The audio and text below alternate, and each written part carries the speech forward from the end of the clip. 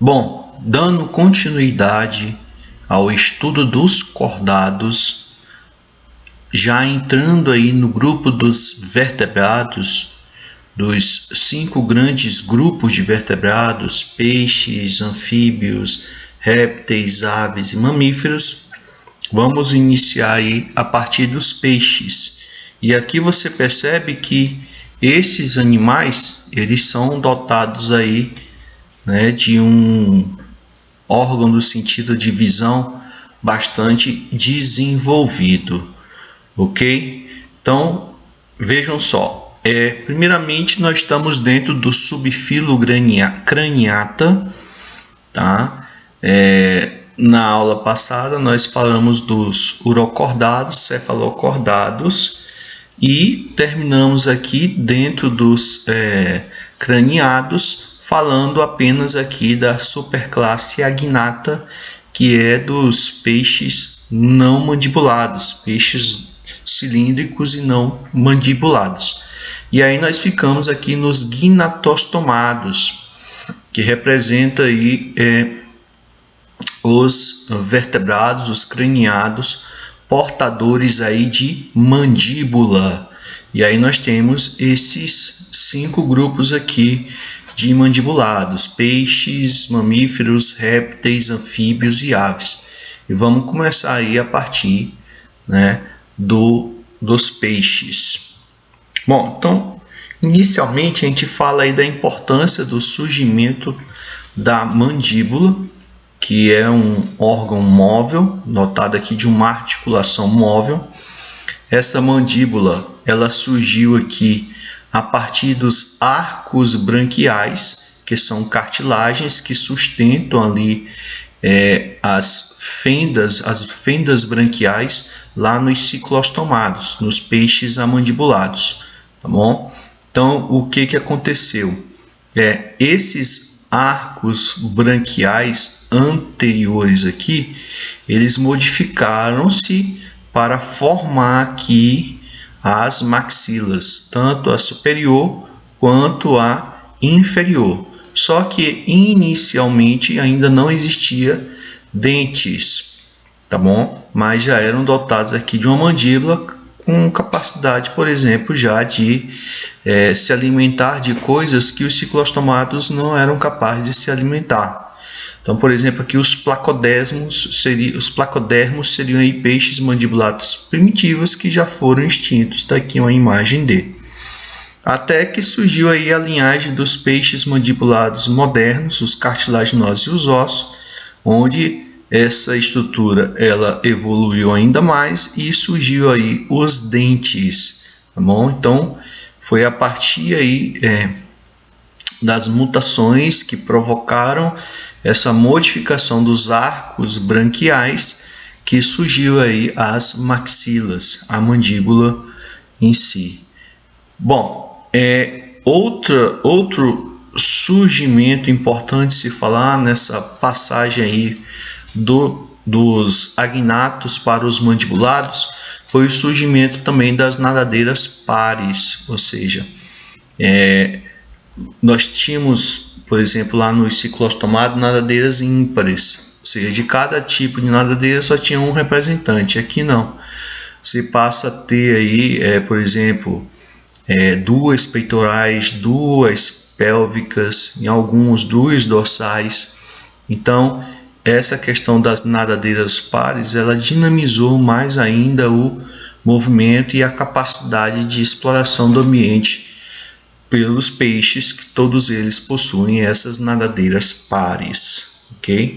Bom, então nós temos aí a superclasse peixes. Esse termo superclasse peixe que envolvia ainda, estava atrelado aos peixes cartilaginosos ossos e também os peixes os peixes sem mandíbula, os ciclostomados. Só que aí os agnatos foram separados aí dos peixes, e aí nós temos aí essa superclasse Pisces dos peixes, que incorpora aí a classe dos peixes cartilaginosos e os peixes ósseos. Então, de maneira geral, tanto os cartilaginosos quanto os ossos, o que eles têm em comum? Características, nós temos, eles são ectotérmicos e psilotérmicos. Até agora nós só falamos disso, de animais ectotérmicos e psilotérmicos, mas esses termos eles vão aparecer muito aqui no estudo dos vertebrados. Então, lembrando aí que um psilotérmico é aquele que a temperatura do corpo varia de acordo com o ambiente. Por exemplo, aqui nós temos um réptil, tá? E à medida que o ambiente externo aquece, a temperatura do réptil também segue a temperatura ambiental, vai se aquecendo. Já a dos mamíferos e das aves, que são homeotérmicos, ela é constante, tá bom?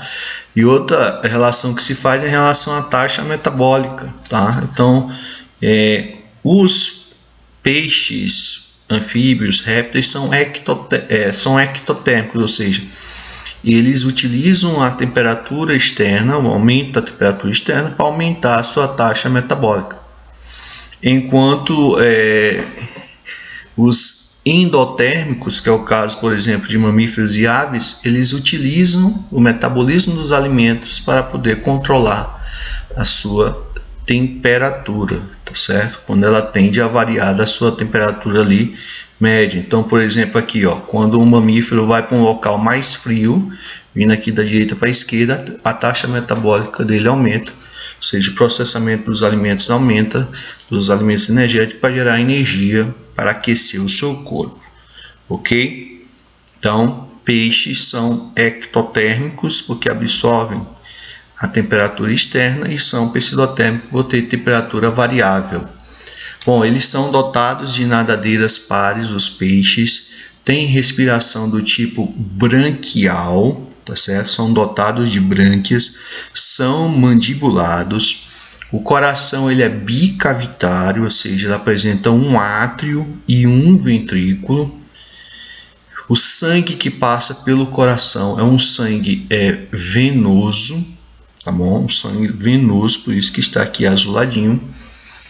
A circulação é chamada de simples, por quê? Porque o sangue no ciclo cardíaco ele passa uma única vez no coração, tá certo? Ao contrário de nós, por exemplo, humanos, que a circulação é dupla, porque você passa o sangue de um lado, do lado direito passa o sangue venoso, do lado esquerdo passa o sangue arterial, tá bom? E completo, porque não há mistura de sangue venoso com arterial, que vai acontecer, por exemplo, com anfíbios e répteis.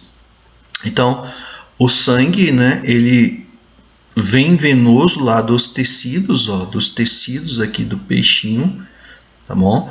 E aí ele retorna venoso para o coração impulsiona isso aqui numa grande velocidade para ele passar aqui pelas brânquias e otimizar desse jeito o processo de hematose, a entrada do oxigênio e a saída do gás carbônico para a água circulante. E aí o sangue retorna de lá das brânquias arterial, vai irrigar ali os tecidos corpóreos, tá bom? E pouco a pouco ele vai se transformando de novo em venoso nos capilares sanguíneos, tá bom? Detalhe também aqui é que todos esses vertebrados que nós vamos falar, eles têm hemácias nucleadas, anucleadas apenas em mamíferos. Bom, os peixes também são caracterizados por serem homodontes, diferente da gente, que somos heterodontes, nós mamíferos. Temos dentes incisivos, caninos, não, os dentes deles são todos do mesmo tipo, por isso homodontes. Eles trocam constantemente de dentes, você vê aqui várias fileiras de dentes para substituir aqueles que vão se partindo, tá bom? O detalhe aqui também, no caso aqui é um tubarão branco, pela presença desse focinho, ele também projeta, além de movimentar o maxilar inferior, ele movimenta também o seu maxilar superior, ele projeta a sua maxila por causa do focinho, já que a boca dele fica embaixo, a boca ventral, ele faz essa projeção na maxila. Você pode conferir isso aqui nesse vídeo, tá? Onde você tem aí um tubarão branco caçando, tá? E aí você vê aqui a projeção que ele faz, ó. Então, botaram aqui uma focazinha aqui para ele, ó. Tá caçando aí uma foca. E aí você percebe no vídeo que ele projeta por causa do focinho, ele projeta sua maxila para fora, ó, para ajudar, tá, na captura aí do animalzinho aí, já que se trata aí de um grande carnívoro, um dos maiores predadores dos mares, tá bom? Os rins dos peixes são do tipo mesonéfros, ou seja, são rins que ficam na região torácica e eles filtram tanto o sangue através lá da cápsula de Bowman, onde tem os glomérulos de Malpighi, mas também ele tem uma parte que vai filtrar o fluido serômico. Só relembrando isso aqui, algo que eu já expliquei, os rins pronéfros, ele acontece nos embriões dos vertebrados, embriões de peixes, por exemplo, ele só filtra o fluido celômico e fica na região aqui anterior do corpo, na região da cabeça. Os rins mesonéficos, por exemplo, os peixes, quando eles se tornam adultos, eles passam a ter rins mesonéficos, onde você tem aqui no túbulo do néfron uma parte ligada aqui ao glomérulo, filtrando o sangue, e outra ponta do tubo fica ligada ao celoma para filtrar o fluido celomático.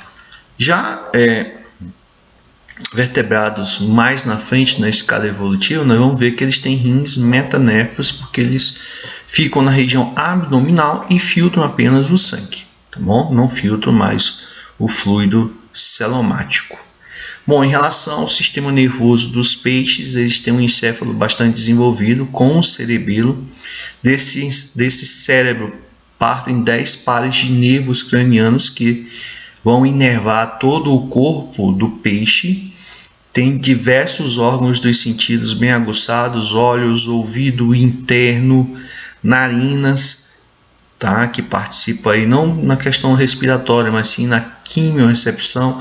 Por exemplo, os tubarões são muito conhecidos por detectar pequenas quantidades de sangue a cerca de distância de 200 metros, 300 metros, e dessa maneira chegar e capturar ali a sua presa, tá? Esse é um dos mecanismos que atrai esse predador. E a linha lateral, tá, presente em todos os peixes, ela é formada uma sequência linear aqui de células sensoriais, tá? Essas células sensoriais, elas estão ligadas a tubos que formam poros na superfície do animal, e aqui entra a água do mar, tá? E aqui na extremidade dessas células sensoriais da linha lateral, existe aqui essas cúpulas, ampolas, onde tem cílios que estão ligados a essas células sensoriais, que vão transformar isso em impulsos elétricos para o sistema nervoso central. Analisar o que? As variações, tá? Na água, tá bom? Variações, por exemplo, no movimento dessas águas.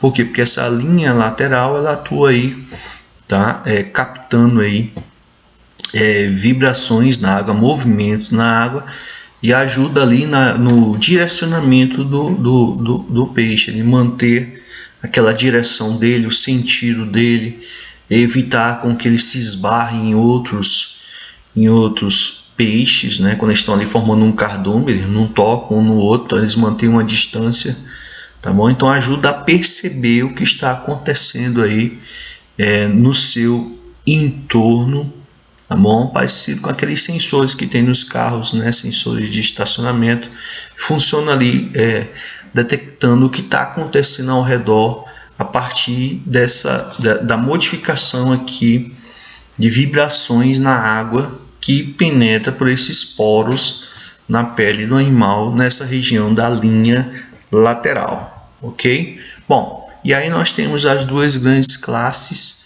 de peixes. Primeiramente a dos peixes cartilaginosos, que é a classe Chondrichthyes, onde chondros no grego significa cartilagem e ictios peixes, ou seja, literalmente peixes cartilaginosos. O esqueleto totalmente constituído por cartilagem, tem cerca de 550 espécies. Nós temos dois grupos, os elasmobranquios e os holocéfalos. Os elasmobrânquios é o grupo aqui do tubarão e da raia, ou arraia, que é o carro-chefe. Nós vamos caracterizar aqui os cartilaginosos a partir dos elasmobrânquios, principalmente do tubarão. Mas nós temos também os holocéfalos, como a quimera, tá bom? Que são peixes cartilaginosos que se diferenciam dos elasmobrânquios, por exemplo, por possuir o opérculo, que é uma abertura aqui na região das guelras, tá? Que não ocorre no tubarão. Nos elasmobrânquios, eles também não têm escamas e eles são chamados de holocéfalos porque eles têm o crânio completo. Inclusive, o crânio deles é mais desenvolvido com os elasmobrânquios e ligado ao maxilar superior, está fundido ao crânio. Tá bom? No caso aí dos holocéfalos, como a quimera. Mas a gente caracteriza os cartilaginosos a partir aqui do tubarão, dos elasmobrânquios. Bom, em relação, olha aqui, ó, o desenho de um tubarão, a figura de um tubarão. Então, eles têm nadadeiras pares, como por exemplo, tem duas dorsais, duas peitorais, uma de cada lado, duas pélvicas, uma nadadeira anal e a caudal. Nesse caso é chamada de heterocerca porque ela tem duas abas de tamanho diferentes. É uma diferença, por exemplo, que os ósseos ela é chamada de homocerca porque essas duas abas têm o mesmo tamanho. A boca fica localizada na região ventral, como eu mostrei para vocês. Por isso que ele projeta o maxilar superior para facilitar o ato de abocanhar o alimento, tá bom? Aqui você vê as fendas branquiais, 5 pares de fendas branquiais, 5 de cada lado, tá bom? Existe aqui uma pequena abertura chamada de espiráculo, que é por onde a água entra durante o processo respiratório. Eu vou já falar um pouco sobre isso. Em relação ao sistema respiratório, são 5 a 7 pares de brânquias, não possui o opérculo, que é aquela estrutura que abre e fecha aqui, muito conhecido nos peixes, mas só nos peixes ósseos, tá bom? Então a água ela entra ou pela boca ou ela entra por esses espiráculos, que são essas aberturas laterais. Tá bom? No entanto, no momento que essa água entra, o tubarão fecha a boca e abre as fendas branquiais. E aí essas fendas branquiais vão fazer o quê? O processo de hematose. Então a água ela passa aqui e vai oxigenando aqui os vasos sanguíneos, transformando o sangue venoso em sangue arterial. Para poder fazer isso com a maior eficiência, os tubarões eles têm que estar constantemente nadando, tá bom? Para que essa água fique constantemente em movimento, passando, tá bom, numa certa velocidade por essas fendas branquiais, para que ocorra o processo de oxigenação, tá bom? Mas, professor, uma hora eles não tem que descansar? Tem. Quando eles descansam, que eles ficam ali, diminuem o seu ritmo diário, tivesse ali como se fosse dormindo, eles ficam próximo de um local onde tem uma correnteza, uma corrente de água para que o seu processo respiratório continue. É uma dificuldade que eles têm nesse caso por não terem o opérculo. Essas brânquias que também podem ser chamadas de guelras, ok? Bom, em relação à estrutura corporal, eles têm escamas do tipo placoides. Essas escamas placoides, elas são de origem epidérmica e dérmica. Elas têm a mesma estrutura de um dente. Eles são chamados de dentículos dérmicos. Tem esmalte, ó, tem dentina, tem a polpa, que são estruturas de dentes. Tá bom? São escamas muito resistentes que se dispõem no corpo do animal, tá certo? Detalhe aqui para esse esmalte ser uma estrutura extremamente resistente, formada por uma substância chamada de enameloide, tá bom? Então, o esmalte é uma das estruturas que são bem resistentes ao risco, por exemplo. Tá certo? Em relação ao sistema digestório, eles têm boca e ânus, logicamente, todos os peixes têm sistema digestório completo. A novidade aqui é que eles têm essa válvula espiral no intestino, tá bom? Essa válvula espiral ela funciona como as microvilosidades, os tiflossoles, aumenta a área de contato com alimentos, facilita o processo digestório e aumenta o poder de absorção de nutrientes, ok? Então aqui você tem detalhes sobre a anatomia, tá bom, do sistema digestório, tá? São dotados de glândulas como o fígado, como o pâncreas, tá bom? E outros componentes aí. São desprovidos de bexiga natatória, que é um saquinho que se enche de ar encontrado nos peixes ósseos. Excretam ureia, tá bom? Apresentam ampolas de Lorenzini, que são estruturas sensoriais localizadas aqui na região da cabeça do animal, tá bom? Principalmente aqui também na região do focinho. Por isso que a área do focinho é uma área muito sensível do tubarão. Se você conseguir atingir o tubarão nessa área aqui, ele se afasta de você porque ele fica totalmente desorientado. E essas ampolas de Lorenzini, elas são eletroreceptores, ou seja, são capazes de detectar campos elétricos emitidos, por exemplo, pela atividade cardíaca de suas presas. Tá bom? Então, no instinto predatório dos tubarões, além do olfato aguçado, eles, mesmo que o animal não esteja sangrando, eles detectam o animal a grande distância através do campo elétrico gerado aí pelos batimentos da atividade cardíaca, tá certo? Através dessas ampolas de Lorenzini.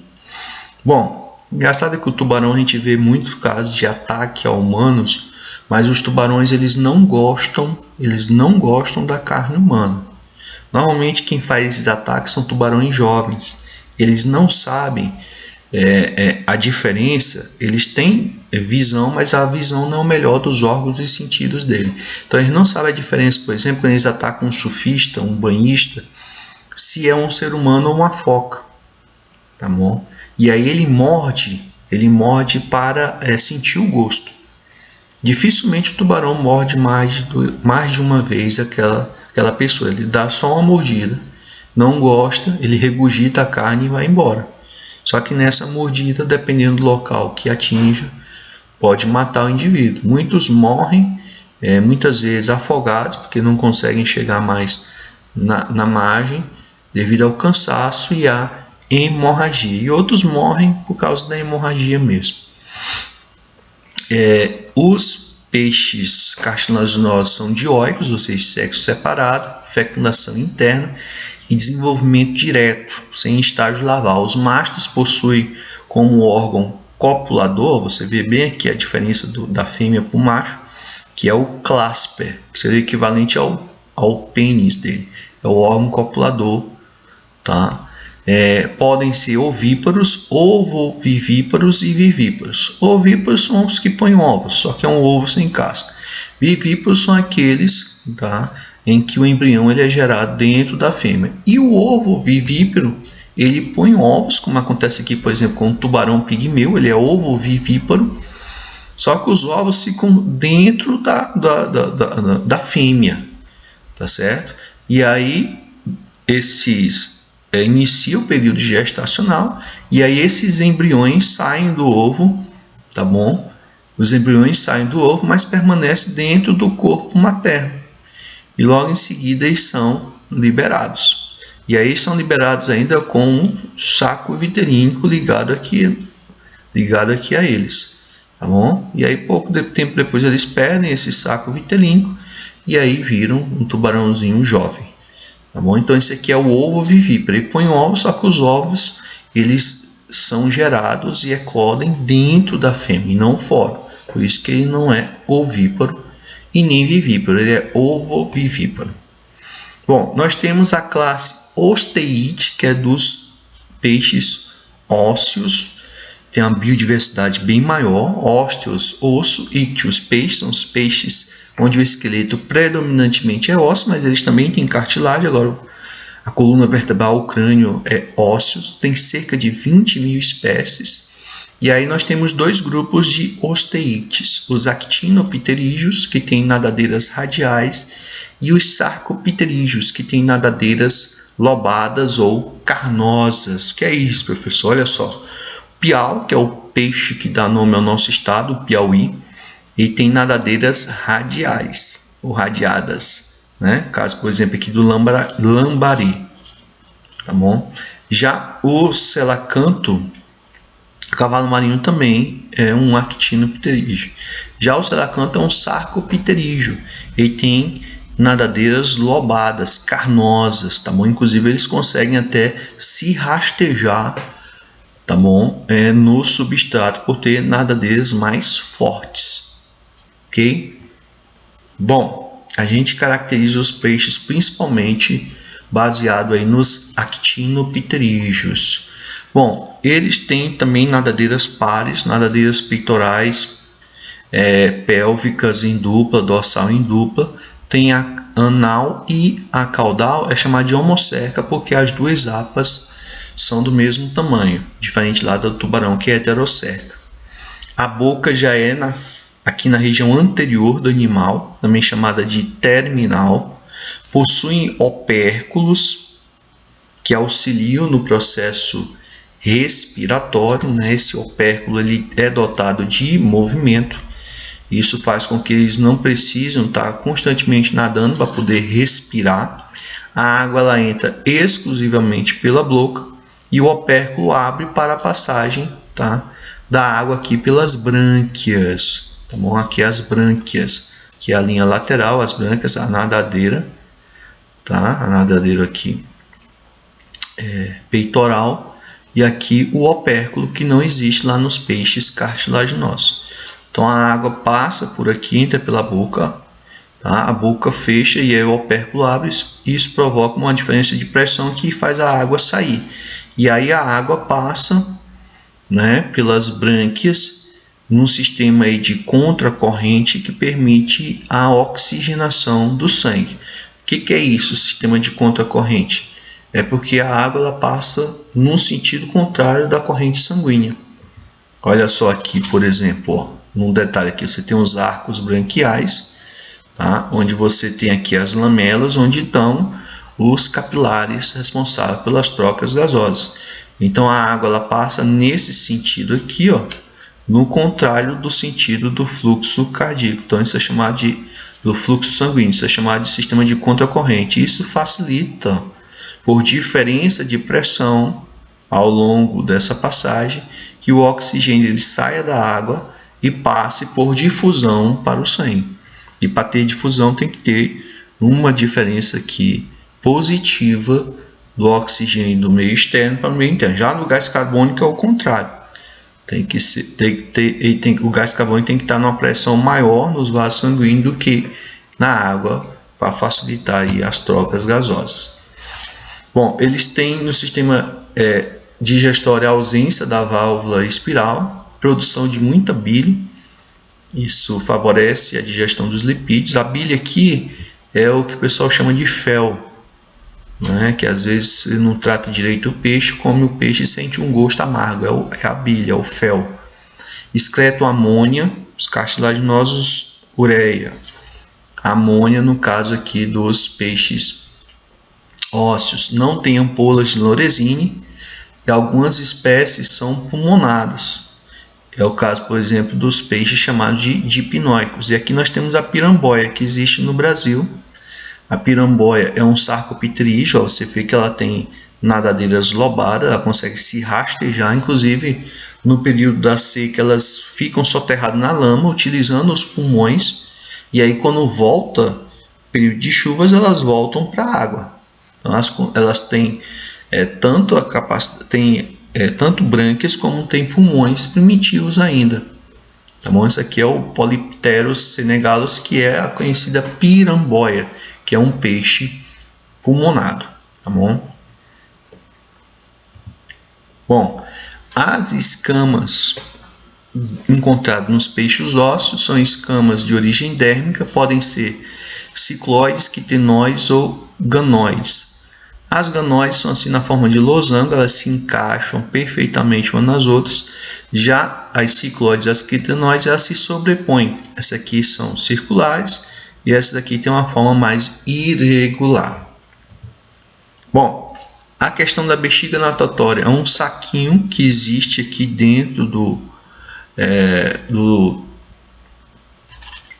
peixe, dentro pega do tórax e abdômen dele, tá bom? Essa bexiga natatória ela é uma estrutura cheia de ar e ela auxilia na flutuação, tá bom? Nos peixes pulmonados, esses pulmões são variações da bexiga natatória. Essa bexiga natatória, nesse caso, não está ligada com o processo respiratório, e sim ligado à questão da flutuação do peixe. Então, uma hora ela está cheia e ela vai se esvaziando, tá bom? O fato dela estar cheia ajuda aí ao peixe ter que nadar menos, ele consegue flutuar, ele não precisa gastar tanta energia flutuando. Já quando ela começa a se esvaziar, ele tem que trabalhar mais para nadar, tá bom? Então essa bexiga natatória ela ajuda o peixinho a gastar menos energia na natação, tá bom? Então o que acontece? Ela se enche através de uma glândula de gás que retira aqui do sangue os gases do sangue, somente oxigênio, e que enche essa estrutura, tá bom? Na hora de liberar, tá, esses gases, ele pode sair pela boca ou sair aqui por essa estrutura chamada de glândula oval, retornando para o sangue. Então nós temos dois cenários aqui: os peixes fisóstomos e os peixes fisóclistos. Os peixes fisóclistos, eles não têm essa comunicação aqui, tá? Com o sistema digestório desses animais, com a região aqui da faringe. Então ele não consegue eliminar aqui pela boca, tá bom? Então ela se enche pela glândula de gás e esses gases retornam, tá? São eliminados da bexiga natatória de volta ao sangue por essa glândula oval. Já os fisóstomos, eles podem esvaziar essa bexiga natatória pela boca, que eles têm um canal de comunicação aqui dela com a faringe. Inclusive, naqueles peixes fisóstomos que vivem próximo à superfície, eles conseguem encher a bexiga natatória também com o ar atmosférico. Vocês já devem ter percebido o peixinho, né? Aqueles peixes vão lá, abre a boquinha fora. Quem tem aquário vê isso muito. Ele vai lá em cima, abre a boquinha, tá? Então, quando ele abre a boquinha é para encher aqui a bexiga natatória deles, tá bom? Em relação ao processo reprodutivo, são dioicos com fecundação externa na maioria dos casos, tá? Esse desenvolvimento pode ser direto ou indireto na maioria, que é essa larva aqui chamada de alevino, tá bom? A maioria das espécies são ovíparas, mas tem também espécies ovivíparas e vivíparas, ok? Você vê muito aí quando está viajando, pessoal, vende-se alevinos de tambaqui, de traíra, né? Então, essa aqui é a larvazinha com o saco vitanínico aí, já que é o único anexo embrionário encontrado nos peixes, é o saco vitanínico. Então, pessoal, a gente fica por aqui e até a próxima. Tchau!